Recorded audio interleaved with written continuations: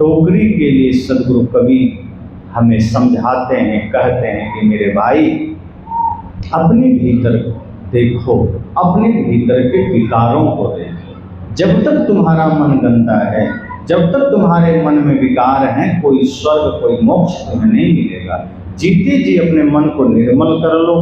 पति पत्नी में जिस दिन प्रेम से तुम रहने लगोगे, पड़ोसी पड़ोसी में जिस दिन तुम प्रेम से रहने लगोगे, भाई भाई में जिस दिन तुम प्रेम से रहने लगोगे, और अपने देश के प्रति जिस दिन तुम्हें सम्मान और श्रद्धा का भाव जग जाएगा, उसी दिन तुम समस्त शांति को पा जाओगे, आनंद को पा जाओगे, स्वर्ग को पा जाओगे।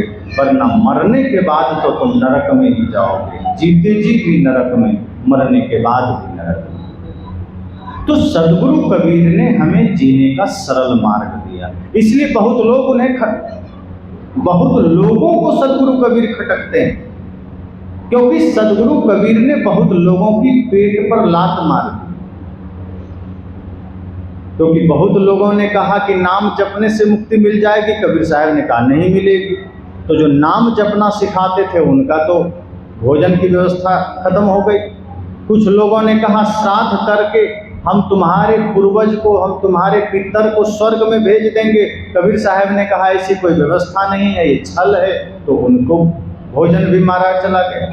कुछ लोगों ने कहा कि तुम सिर्फ गंगा में जाओ, नहाना भी मत, 400 कोस से सिर्फ गंगा का नाम ले लेना, तुम्हारे पाप मिट जाएंगे। कबीर साहब ने कहा ऐसा संभव ही नहीं है, पाप मन का विकार है, मन के विकार को धोना पड़ेगा। गंगा में आप जाएंगे तो गंगा का जल आपके शरीर के मैल को धोएगी, और पाप शरीर में चिपका हुआ है। कहाँ पर चिपका है पाप? पाप मन का विकार है, और मन का विकार पानी से नहीं धुलता, ज्ञान से धुलता है, ध्यान से धुलता है। सदगुरु कबीर कहते हैं ध्यान में उतरना पड़ेगा, ज्ञान में उतरना पड़ेगा। गंगा पवित्र नदी है क्योंकि वो जीवन दायिनी है।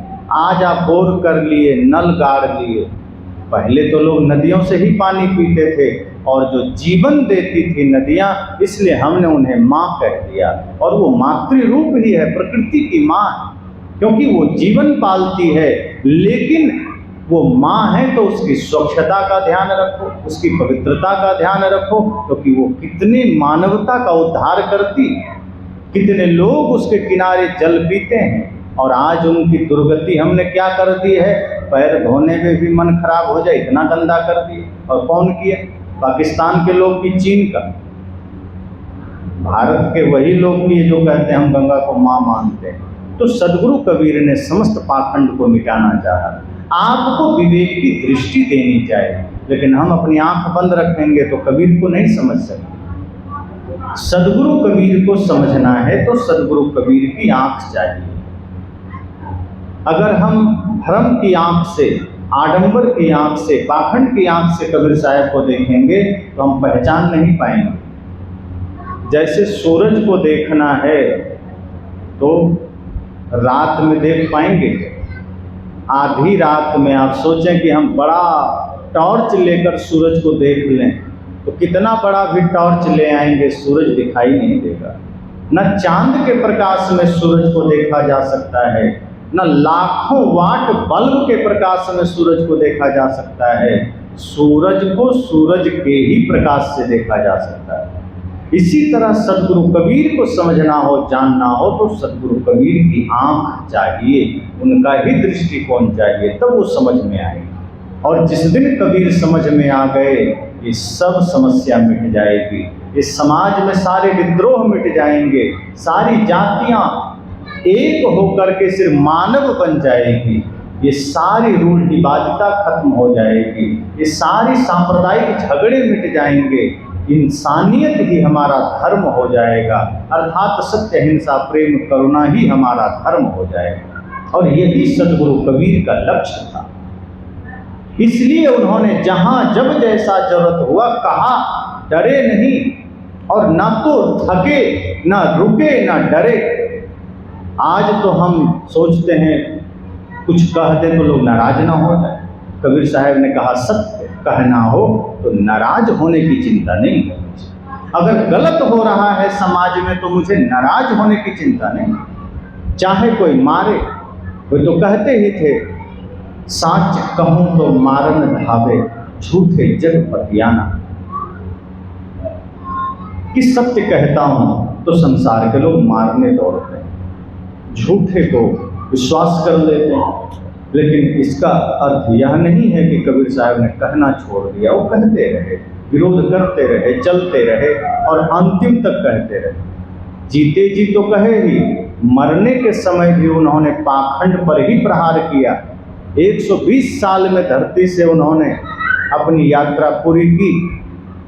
लेकिन उस वक्त सोचिए, जरा विचार करिए, 70-80 के होते ही आदमी कहता अब हम चल नहीं पाएंगे, अब विश्राम का समय है। और 90 हो गया तब तो बहुत कम लोग हैं जो ठीक से चल पाएंगे, 100 पर तो बहुत मुश्किल। पर सदगुरु कबीर 120 वर्ष के हो गए, फिर भी कहते हैं नहीं, मुझे काशी में नहीं मरना। लोगों ने कहा ये कौन बात आप कर रहे हैं? पंडित आ गए, सारे विद्वान जन आ गए, कहा सदगुरु कबीर साहब आप ये क्या कह रहे हैं? पूरी दुनिया तरसती है कि मरने के समय हमारा ठिकाना काशी हो, हम काशी में प्राण छोड़ें, और आप काशी में रहते हुए यहाँ से दूसरे जगह जाना चाहते हैं। कबीर साहब ने कहा हाँ, हम मगहर जाना चाहते हैं। कहा क्यों? साहब ने कहा तुम ही लोग तो कहते हो कि जो मगहर में मरेगा वो गधा होगा। ऐसी बातें शास्त्र में लिखी गई कि जो मगहर में प्राण त्यागेगा वो गधा बनेगा। तो कबीर साहब ने कहा कि तुमने जो भ्रम फैलाया है कि काशी में मरने से स्वर्ग में जाएगा और मगहर में मरने से गधा बनेगा, तो हम भी जा रहे हैं मगहर में ही मर। कहा आप ये मत करिए, कितने लोग का आस्था काशी से खत्म हो जाएगी। सदगुरु कबीर ने कहा कि तुम ये कह रहे हो कि काशी में मरने मात्र से मुक्ति मिल जाएगी, स्वर्ग मिल जाएगा। इसका अर्थ तो ये है कि अगर यहाँ कोई बहुत बड़ा दुरात्मा भी आकर मरेगा तो स्वर्ग जाएगा, कोई पापी भी मरेगा तो स्वर्ग जाएगा, कोई व्यभिचारी भी मरेगा तो स्वर्ग जाएगा, लाखों लोग की हत्या करने वाला मरेगा भी तो स्वर्ग जाएगा। फिर राम नाम का क्या? फिर जो तुम राम की भक्ति कर रहे हो, भगवान की भक्ति कर रहे हो, फिर उसका कोई अर्थ ही नहीं निकला। क्योंकि यहाँ तो जो आवे मरे स्वर्ग जाएगा, मतलब यहाँ तुम्हारी भक्ति का कोई महत्व नहीं, तुम्हारी साधना का कोई महत्व नहीं, महत्व काशी का है कि यहाँ जो आएगा वो मुक्ति पा जाएगा। तो क्या इतना सरल हो गया मोक्ष? जगह की प्रधानता हो गई, काशी की प्रधानता हो गई, जो मरेगा मुक्ति पा लेगा। सदगुरु कहते हैं फिर हमारी भक्ति, हमारी साधना, हमारी मन की निर्मलता का क्या हुआ? मतलब जब तक हम काशी में हैं तो हम मुक्ति पा लेंगे, काशी से बाहर जाएंगे तो गधा बन जाएंगे, नरक में चले जाएंगे। तो इसका अर्थ तो ये भी हुआ कि शिव जी का जो काशी नगरी है, तो शिव जी का क्षेत्र काशी तक ही सीमित है। मतलब उनकी शक्ति इतनी छोटी है कि काशी के बाहर होते ही हम नरक में चले जाएंगे और काशी में आते ही स्वर्ग में चले जाएंगे। फिर राम की भक्ति का क्या मतलब है? जैसे यहाँ लाइट जल रही है तो यहाँ कुछ भी गिरेगा हमें दिख जाएगा, यहाँ उजाला है, प्रकाश है। और यहाँ के अलावा सब जगह अगर अंधेरा हो तो यहाँ का लाइट बाहर काम करेगा क्या? अगर बाहर कोई रोशनी ना हो तो इस रोशनी से बाहर उजाला नहीं हो सकता है।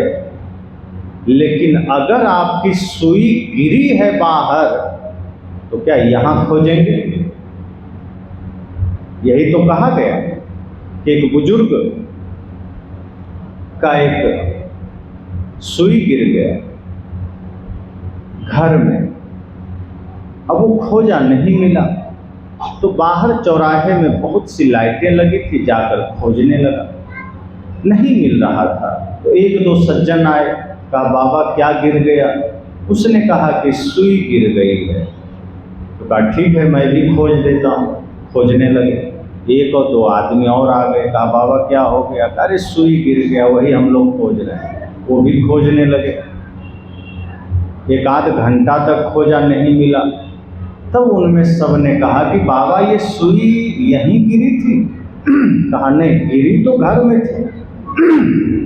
कहा सुई गिरी घर में थी तो यहाँ क्यों खोज रहे हो? कहा यहाँ प्रकाश है इसीलिए यहाँ खोज रहे हैं, घर में अंधेरा है। तो लोगों ने कहा प्रकाश यहाँ है पर गिरी सुई तो घर में है। तो प्रकाश भले यहाँ है, सुई अगर यहाँ गिरी नहीं है तो घंटा भर नहीं, सातों जन्म खोजते रहो कभी नहीं मिले। तो क्या करें? तो उस प्रकाश की व्यवस्था करो और ऐसा ही प्रकाश घर में ले जाओ, ऐसा ही इसी प्रकाश से एक दिया जला लो, इसी प्रकाश से एक टॉर्च की व्यवस्था कर लो, लेकर घर चले जाओ, उस प्रकाश में खोजो मिल जाएगा।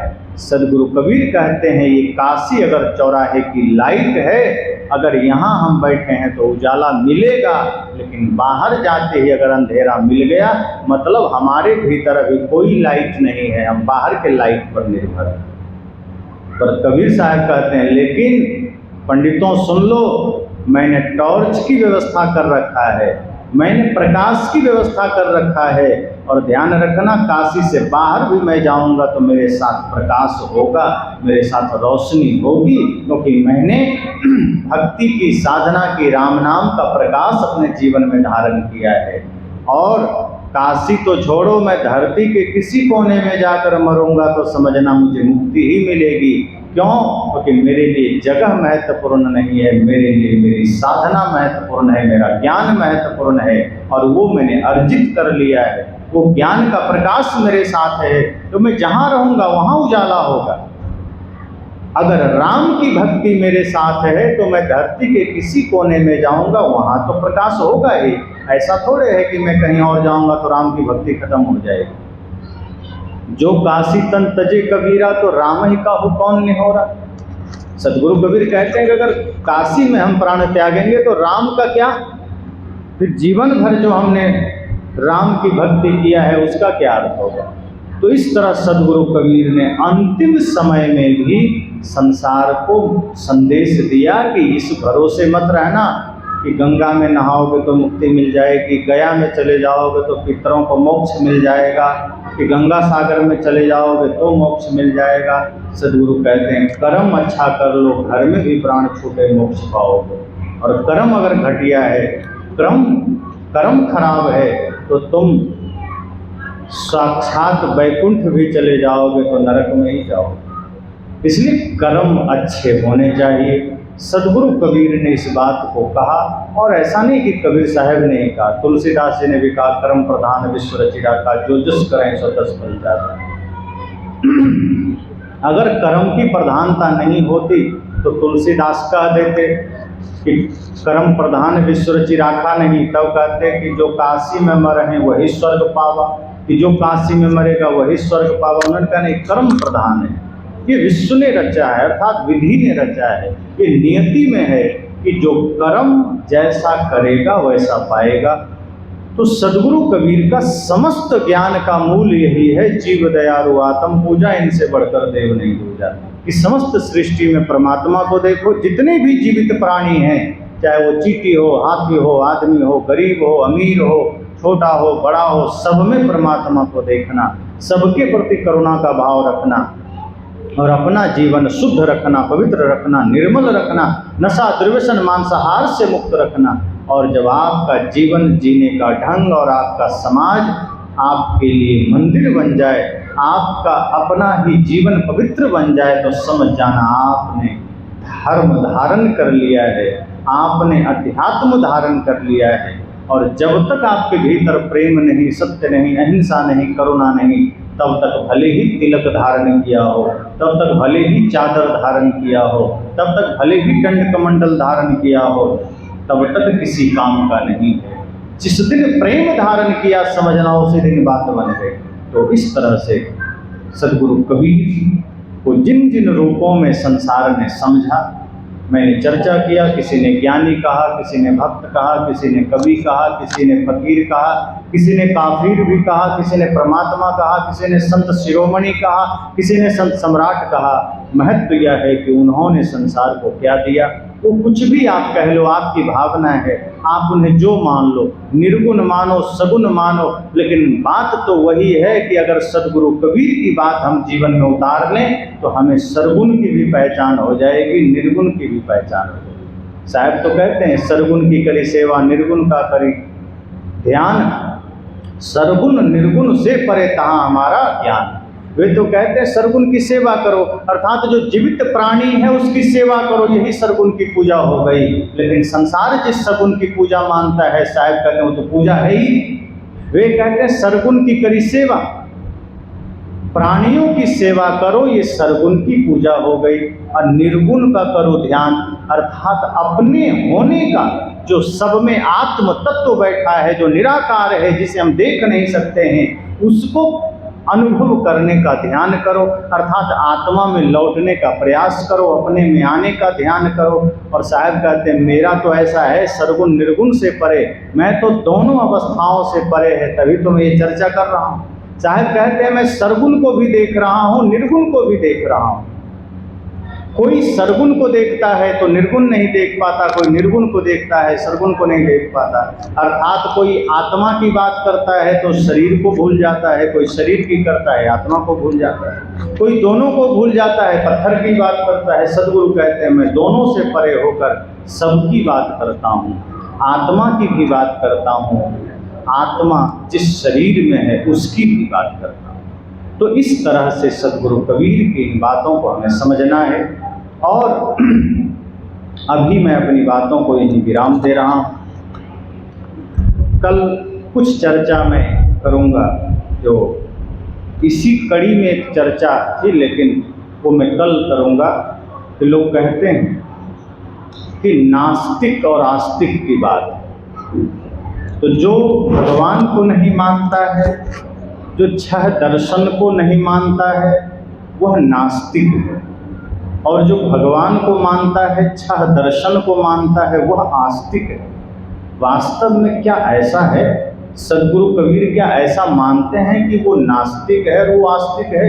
जो दर्शन को मानता है वो आस्तिक है, जो भगवान को मानता है वो आस्तिक है, और जो भगवान को नहीं मानता है, छह दर्शन को नहीं मानता है, वो नास्तिक है। इस पर हम कल विस्तृत चर्चा करेंगे। अभी मैं अपनी बातों को यहीं विराम देता हूँ। बोले सद्गुरुदेव की जय। प्रेम से बोलिए सद्गुरु कबीर साहब।